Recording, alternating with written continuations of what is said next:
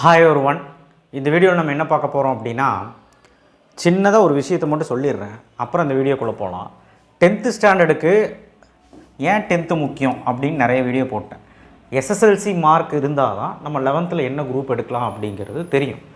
So நீ நல்ல mark இருந்தனா சயின்ஸ் குரூப் எடுத்து ஒரு சைடு போகலாம், இல்லை நல்ல மார்க் இருக்கிறவங்க ஆர்ட்ஸும் போவாங்க. ஸோ என்ன மார்க்குங்கிறது டெசிஷன் அந்த மார்க்கை பொறுத்து இருக்கும். சில பேர் இதுதான் படிக்கணுன்ட்டு இருப்பாங்க. ஸோ 10th நிறைய விஷயங்கள் இருக்குது. ஸோ 10th மார்க் வச்சு 10th அடிப்படையான விஷயத்தை வச்சு என்ன இருக்குது அப்படின்னா நம்ம டேர்னிங் பாயிண்ட்டான என்ன குரூப்பு.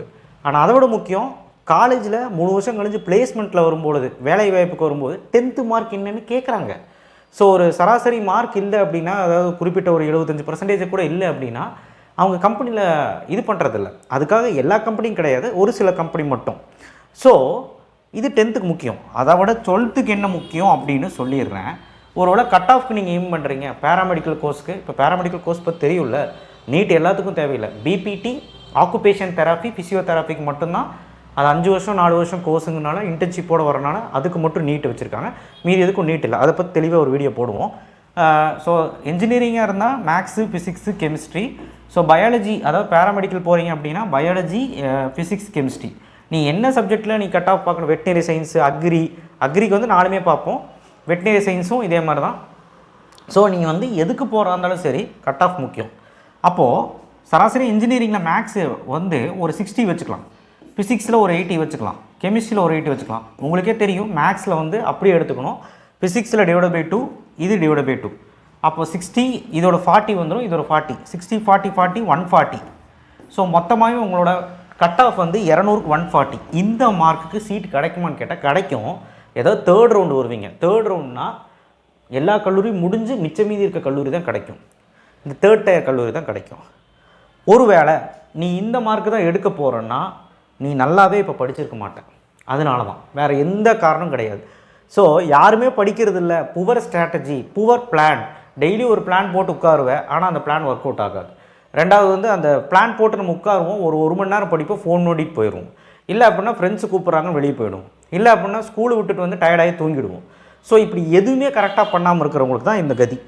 இதை நான் பயப்படுத்துறதுக்காக சொல்கிறேன்னா, இல்லை டென்ஷன் பண்ணுறதுக்கு சொல்கிறேன்னா, ப்ரெஷர் பண்ணுறதுக்கு சொல்கிறேன்னா, அதெல்லாம் கிடையாது. உன் வாழ்வாதாரமே இதுதான், புரிஞ்சுக்கோ. காசு நிறையா இருந்தால் பிரச்சனை கிடையாது. ஒரு டாப் கல்லூரியில் படிக்கணும் அப்படின்னா, ஒரு இன்ஜினியரிங்காக இருக்கும்போது, ஒரு பேராமெடிக்கலாக இருக்கும்போது, ஒரு டாப் கல்லூரியில் படிக்கும்போது சராசரியாக டொனேஷன் மட்டுமே பார்த்திங்கன்னா இன்ஜினியரிங்காக இருந்தால் கிட்டத்தட்ட பார்த்திங்கன்னா சிஎஸ்சி மாதிரி கோர்ஸுக்கு 10 to 20 lakhs வாங்குறாங்க. இன்னும் சொல்ல போனால் 25-30 lakhs வாங்குகிற காலேஜும் இருக்குது. ஸோ டொனேஷன் மட்டும் நான் சொல்கிறேன். இது போக ஃபீஸு, டிரான்ஸ்போர்ட் ஃபீ, ஹாஸ்டல் ஃபீ, அந்த ஃபீ இந்த ஃபீன்னு சேர்த்து உங்களுக்கு படித்து முடிக்கிறதுக்குள்ளே 30 to 35 lakhs மேலே ஆகிடும், அதுக்கு மேலே ஆகிடும். ஸோ இது டொனேஷன் கட்டி சேர்றது. மார்க் இல்லை, அதனால் நான் பணத்தை ரெடியாக வச்சுருக்கேன், என் பையனுக்கு பொண்ணுக்காக நான் வச்சுருக்கேன், நான் போய் சேர்ந்துக்கிறேன். சரி, ஆர்ட்ஸ் காலேஜ் போகலாம் அப்படின்னா ஏதோ ஒரு காலேஜில் படித்தா பிளேஸ்மெண்ட் வந்துடுமா? அதுவும் நல்ல காலேஜ் போகணும்ல. அதுக்கும் நீங்கள் பார்த்திங்கன்னா மார்க் இப்போ தேவை. ஸோ என்ன பண்ணாலுமே அந்த மார்க் தேவைங்கிறது புரிஞ்சுக்கோங்க. இல்லை பணம் தேவை. இப்போ நீங்கள் டிசைட் பண்ணுங்கள். இந்த 10 லட்சத்துக்கு மேலே கட்டுறது, இப்போ கம்ப்யூட்டர் சயின்ஸ் மாதிரி கோர்ஸ்க்கு அது கேட்குறாங்க. ஈசி ட்ரிபிள்னா ஒரு 8 லட்சத்துலையும் 7 லட்சம் கேட்குறாங்க. ஈசிக்கே டாப் 10 கல்லூரி சென்னை கோயம்புத்தூர் ஜோனில் 10 to 20 lakhs கேட்குறாங்க. கம்ப்யூட்டருக்குள்ள 25 லட்சம் தாண்டுது சில கல்லூரியில். ஸோ அப்படி இருக்க பட்சத்தில் டிமாண்டு ஜாஸ்தி. சிஎஸ்சிக்கெல்லாம், சிஎஸ்சினா cyber security, ADS, CSBS, CSC, IT, IOT, இந்த கம்ப்யூட்டர் சயின்ஸ் எடுத்தாலே அப்படி தான். ஏன்னா அதுதானே விரும்புகிறாங்க. ஸோ மொத்தத்தில் உன்னுடைய கட் ஆஃப் நல்ல கட் ஆஃபாக இருக்கணும்னா நீ மேக்ஸில் 95 எடுக்கணும், ஃபிசிக்ஸில் 90 எடுக்கணும், கெமிஸ்ட்ரியில் 90, சராசரியாக சும்மா ஒரு பேச்சுக்கு. அப்போ 90 /2 45. அப்போது 95 45 95 45 45 90 90 90 180 185. இது சேஃபஸ்ட்டா? ஓரளவு சேஃபஸ்ட்.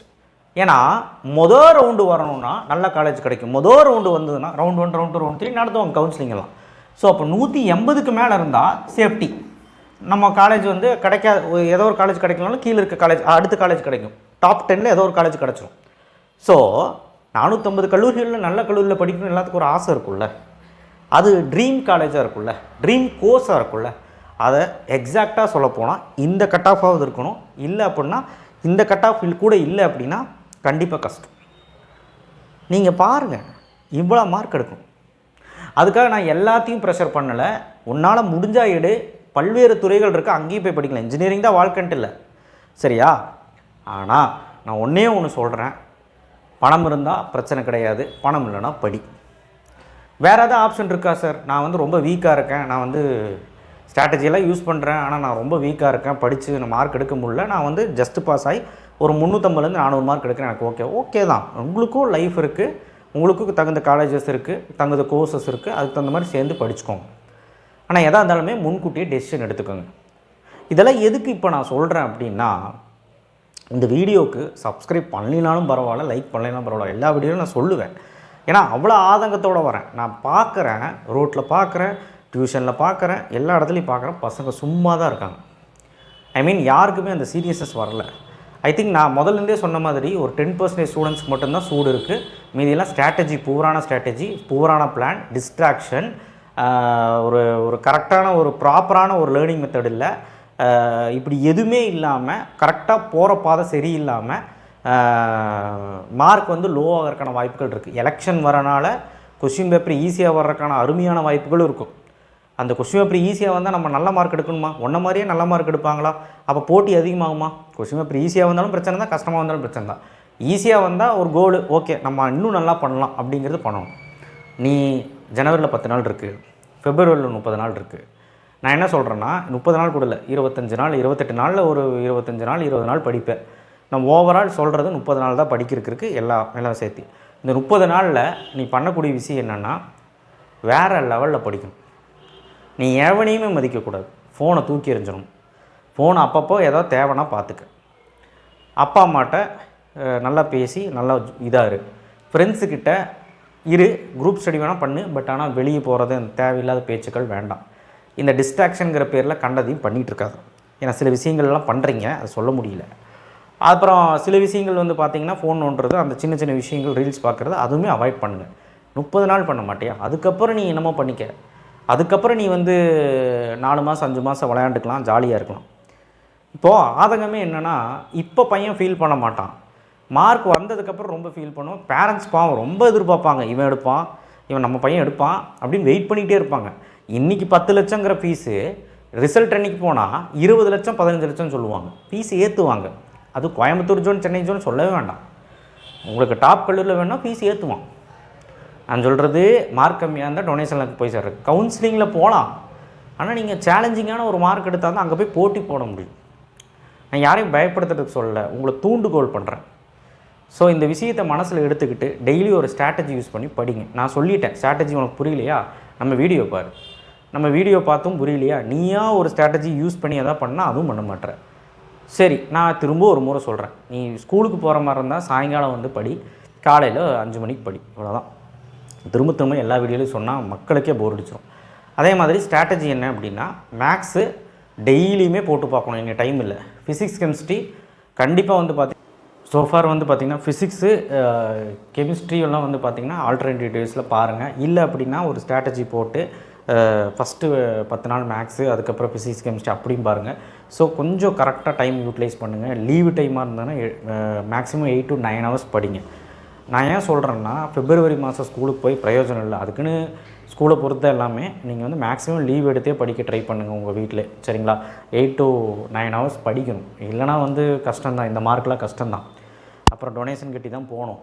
காசு இருந்தால் பரவாயில்ல, காசு இல்லை அப்படின்னா என்ன பண்ணுவீங்க? ஸோ அதனால் தயவுசெய்து அந்த விஷயங்கள்லாம் மறந்துடுறாங்க. 10th ஸ்டாண்டர்டாக இருந்தீங்க அப்படின்னா மேக்ஸ் டெய்லியுமே ஒர்க் அவுட் பண்ணு. சயின்ஸு சோஷியல் வந்து பார்த்திங்கன்னா ஆல்டர்னேட்டிவ் டேஸ், ஒரு நாள் சயின்ஸ்னால் ஒரு நாள் சோஷியல். இல்லை சார் நான் ஃபஸ்ட்டு மேக்ஸ் ஃபுல்லாக முடிச்சுக்கிறேன் அப்படின்னாலும் ஒரு 10 to 15 டேஸில் முடிக்க ட்ரை பண்ணேன். அடுத்த 10 டேஸ் சயின்ஸு, அடுத்த 10 டேஸ் சோஷியல், அப்படியும் பார்க்கலாம். அது உங்கள் இஷ்டம் தான். நான் உங்களுக்கும் அதே தான் சொல்லுவோம். நீங்கள் 8 to 9 ஹவர்ஸ் 8 ஹவர்ஸ் நீங்கள் படித்தே ஆகணும். இப்போது நீங்கள் லீவ் இல்லாத பட்சத்துக்கு காலையிலையும் சாயங்காலம் படிங்க. அண்ட் ரொம்ப முக்கியமான விஷயம், 25ஆம் தேதிக்குள்ளே 10th ஸ்டாண்டர்ட் முடிக்கணும், 20ஆம் தேதிக்குள்ளே 12th ஸ்டாண்டர்ட் முடிக்கணும். ஸோ எந்த அளவுக்கு இந்த வீடியோ முக்கியங்கிறத நான் சொல்லிட்டேன். எல்லா வீடியோலையும் நான் இதுதான் சொல்கிறேன். பட் இது எதுக்கு நான் போடுறேன்னா, யாருமே ஒன்றும் கோஆப்ரேட் பண்ணுறதில்ல, படிக்கிறதில்ல. ஆக்சுவலாக வந்து என்னை கோஆப்ரேட் பண்ணலைன்னா எனக்கு பிரச்சனை கிடையாது. ஆனால் படிக்கிறதில்லைங்கிறது வெளியோட்டமாகவே தெரியுது. ஸோ இன்னுமே நீங்கள் நேரத்தை வீணடிச்சு தான் இருக்கீங்க. புவர் ஸ்ட்ராட்டஜி, புவர் பிளான், ஒரு டிஸ்ட்ராக்ஷன், தேவையில்லாத விஷயங்களை பண்ணிட்டு உட்காந்துருக்கிறது. ஸோ இதெல்லாம் தான் உங்களுடைய மார்க்குக்கு கம்மியாக இருக்க போகுது. ஒவ்வொரு நாளுமே நீங்கள் டைம் வேஸ்ட் பண்ண மார்க் கம்மியாகிட்டு தான் இருக்கும். ஸோ அதனால் மைண்டில் ஃபிக்ஸ் பண்ணிவிட்டு ஒழுக்கமாக படிக்க ஆரம்பிங்க.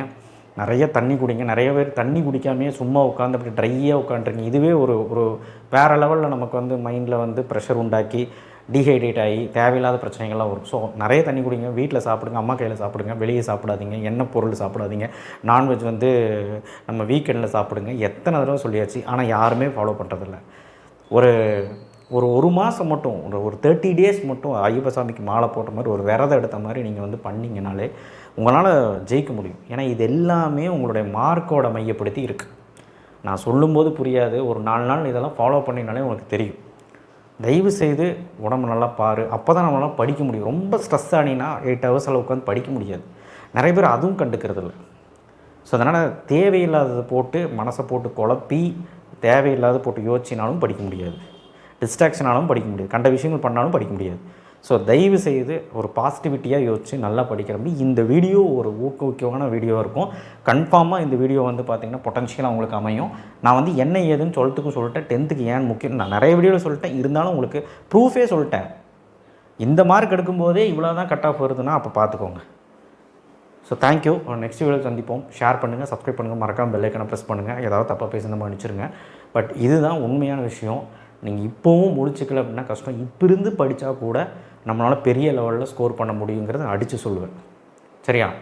ஸோ நான் பெருசாக ஒன்றும் எதிர்பார்க்கல. நீங்கள் வந்து கொஸ்டின் பேப்பர் இந்த வருஷம் ஈஸியாக தான் வரப்போகுது. ஏன்னா எலெக்ஷன் வரனால ரொம்ப டஃப் பண்ண மாட்டாங்க. பாஸ் பர்சன்டேஜ் அதிகமாக வரணும்னு சொல்லியே கொஞ்சம் ஈஸியாக தான் கேட்பாங்க.